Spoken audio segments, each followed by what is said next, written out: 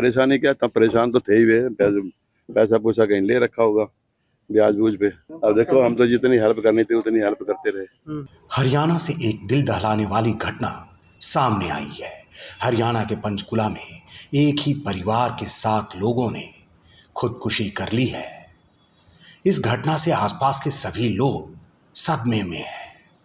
पीड़ित परिवार के लोग देहरादून के रहने वाले हैं। मृतक के परिजनों का कहना है कि कर्ज की वजह से पूरा परिवार परेशान था और शायद कर्ज के चलते ही उन्होंने ऐसा कदम उठाया है। नहीं पहले से क्या कुछ नहीं पता आज मेरे को, कुछ नहीं पता। तो क्या करते क्या थे प्रवीण जी? अब वो गाड़ी गुड़ी चलाया करते थे देहरादून में। हाँ, पता नहीं मेरे को जन्म में बागेश्वर धाम कह रहे थे ये पुलिस वाले कह रहे हैं। पारिवारिक परेशानी हमारे से तो मतलब नहीं था जी। अच्छा। बाकी अपना था वो जो भी है, लड़की थी पहले रहती थी, उसकी हेल्प कर दिया करते थे हम बस। परेशानी क्या, तब परेशान तो थे ही वे, पैसा पूसा कहीं ले रखा होगा ब्याज बूझ पे। अब देखो हम तो जितनी हेल्प करनी थी उतनी हेल्प करते रहे। हमें तो 4 बजे पता लगा कि हाँ जी ऐसे ऐसे हो गया। मैं फादर हूँ जी उसका। मुझे कुछ नहीं पता जी, मुझे तो ये भी नहीं पता कब आए वो, कब गए, कब आए कब नहीं। मुझे तो सवेरे 4 बजे पुलिस आई बस, मुझे कुछ नहीं पता। पुलिस तो कोई आई गई दे ही नहीं रही है। पुलिस को परेशान कर रखे हमारे को। सवेरे 4 बजे के आए हुए हैं हम। कोई पुलिस वाला कोई कहता जी, पुलिस वाले वहाँ पर कहते 4 बजे इसके बैठे हुए हैं वहाँ पर, किसी ने पहले दरवाजा नहीं खोला। उसके बाद वहाँ पर वो आए, आने के बाद फिर हमने कहा भी कम से कम हमारे को मेरी बेटी के दर्शन तो करा दो।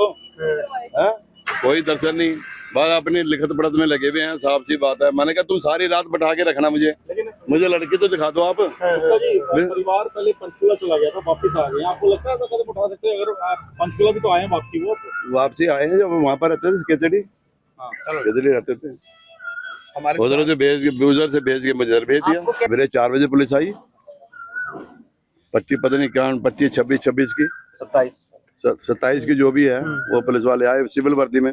क्या साथ चलो जी? मैं कहा हम तो नहीं जाते, हमें क्या पता पुलिस वाले हैं कौन है कौन नहीं है, हम कैसे चले जाएं? मेरे लड़के को ले जाने लगे। मुझे किस लिए किया उन्होंने, स्टेप क्यों उठाया, मुझे खुद समझ में नहीं आ रहा। और पुलिस से पता चल रहा है कि मुझे सुसाइड नोट है मिला है उनकी गाड़ी में, और पुलिस वालों ने अभी तक मुझे सुसाइड नोट नहीं दिया कि मैं उसको देख सकूं, ये पता चल सके कि उन्होंने ऐसा क्यों किया। सर यही कारण समझ में नहीं आ रहा, क्योंकि वो मेरे भाई की शादी में 30 अप्रैल को भी आए थे लास्ट मंथ। ठीक है, हम मिले जुले। ये शादी समारोह कहाँ पर था? दिल्ली में। अच्छा। मेरे घर के पास वो मैपल गोल्ड है, रेडिसन फोटो है, जिसकी फोटो मैंने आपको दी है, वो उसी फोटो का हिस्सा बने, सब कुछ बना। उनकी पूरी फैमिली आई थी, हमने सबने एंजॉय किया। बट उन्होंने क्यों ऐसा किया? 2007 में जब वो यहाँ से रेनोवे हुए, उनको ऊपर लॉसेस था। 2013-14 में हमारे घर पे आए वो 6-7 साल बाद, तब उन्होंने बताया था कि हाँ उनको नुकसान हुआ है।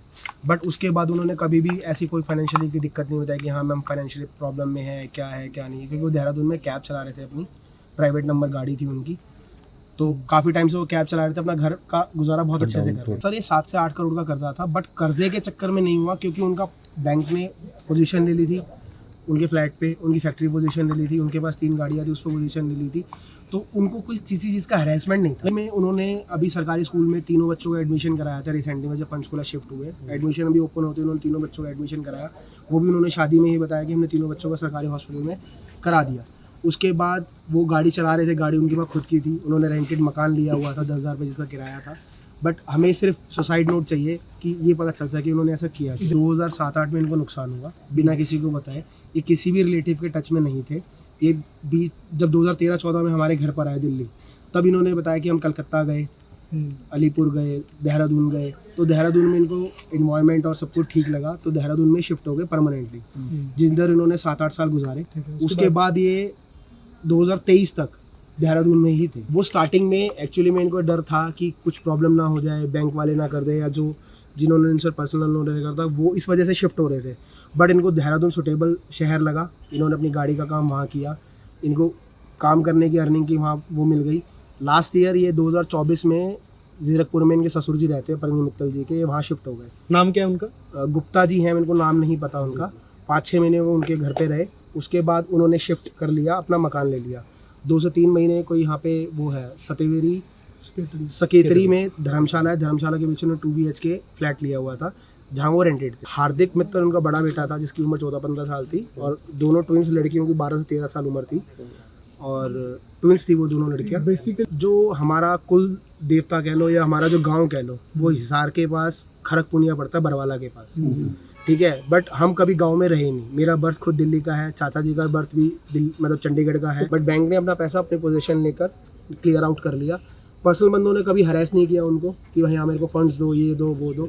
लास्ट ईयर जब वो पंचकुला शिफ्ट हुए तो जिन जिन के पैसे उन्होंने देने थे वो सबसे मिले जुले कि भाई मुझे काम करने दो। देश और दुनिया की तमाम बड़ी खबरों के लिए देखते रहिए हैट्स अप न्यूज।